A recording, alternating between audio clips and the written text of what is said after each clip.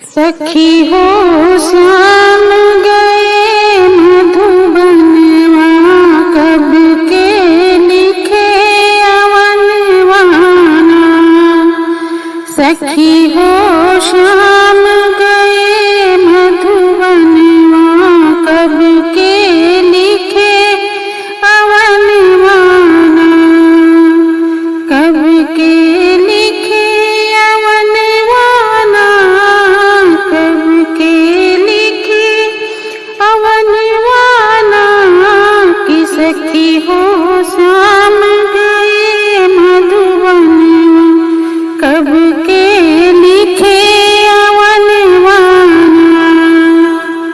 सखी आषाढ़ मास देव घन घन बरसे, आषाढ़ मास देव घन घन बरसे, घन घन बरसे, घन घन बरसे। सावन रिम झिम बरसे ना, रिम झिम सावन बरसे ना।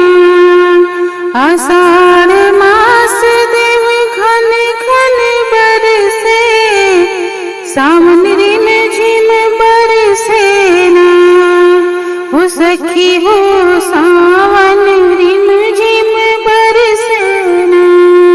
भादों बिजली तड़े तड़ तड़ के, भादों बिजली तड़ी तड़ तड़ के, भादों बिजली तड़ी तड़ तड़ के। कैसे निकली आंगनवाना, कि कैसे निकली आंगनवाना। सखी हो भादों बिजली तड़ी तड़ तड़ के, कैसे निकली आंगनवाना।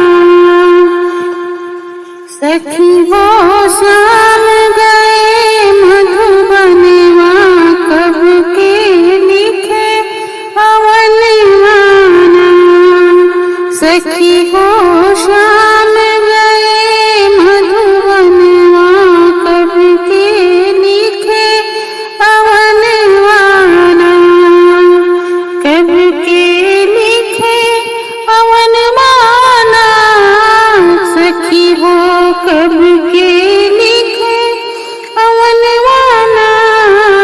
सखी हो श्याम गए मधुबनवा, कब के लिखे अवनवाना। क्वार मास से बरखा बुढ़ानी, क्वार मास में बरखा बुढ़ानी। कार्तिक दीपवल सनवाना, कार्तिक दीपकल सनवाना। सखी हो क्वार मास में बरखा बुढ़ानी, क्वार मास में बरखा बुढ़ानी। कार्तिक दीपकल सनवाना, कार्तिक दीपकल सनवाना। अगहन मास हमें नहीं भावे, अगहन मास हमें नहीं भावे। सब सखी चली गवनवाना, अगहन मास हमें नहीं भावे। अगहन मास हमें नहीं भावे।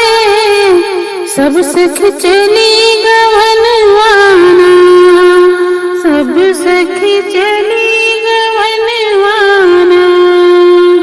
सखी हो श्याम गए मधुबनवा, कब के लिखे अवनवाना।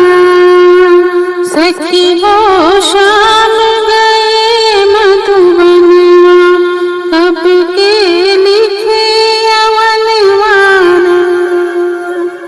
पूस मास मोही जाड़ सतावे, पूस मास मोही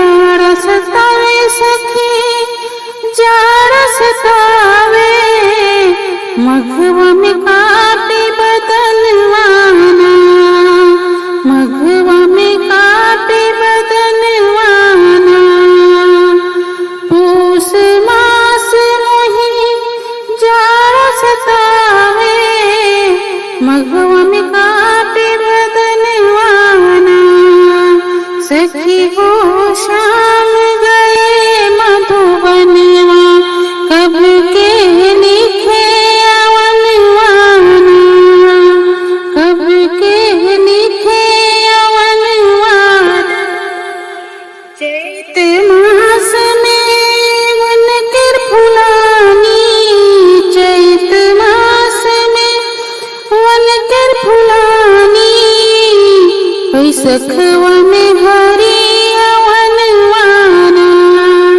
बैसखवा में हरियवनवाना। चैत मास में बनकर फुलानी, बैसखवा में हरियवनवाना, बैसखवा में हरियवनवाना। तुलसीदास जेठ कब लागे मिलने, तुलसीदास जेठ कब लागे मिलने। कतर से मनवाना, मिलने कतर से मनवाना। तुलसीदास जेठ कब लागे मिलने कतर से मनवाना, मिलने कतर से मनवाना। जेठ मास बीतेगा बरह महीनवा, जेठ मास बीतेगा बरह महीनवा, बरह महीनवा सखी बरह महीनवा। हरि जी से भइले असवाना, हरि जी से भइले असवाना, हरि जी से भइले